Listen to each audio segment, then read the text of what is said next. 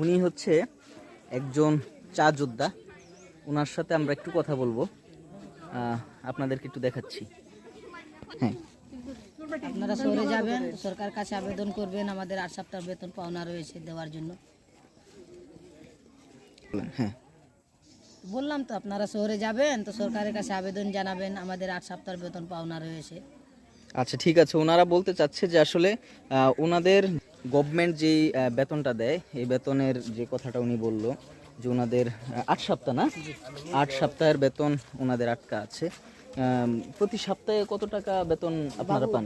দিন মজুরি 178 টাকা, 23 কেজি পাতা তুলিতে 178 টাকা পায়। আচ্ছা এর উপরে যদি তুলি তো 5 টাকা কেজি পায়, আর কমে গেলে 60 টাকা 90 টাকা কমায়া দেয়। আচ্ছা আর এর মধ্যে আপনার 8 সপ্তাহ বেতন পাওনা রয়েছে, দিই নাই ওনারা।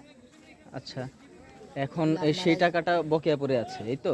আপনারা যাবেন শহরে, তো এই সময় আবেদন জানাবেন, আমরা তো যেতে পারি না।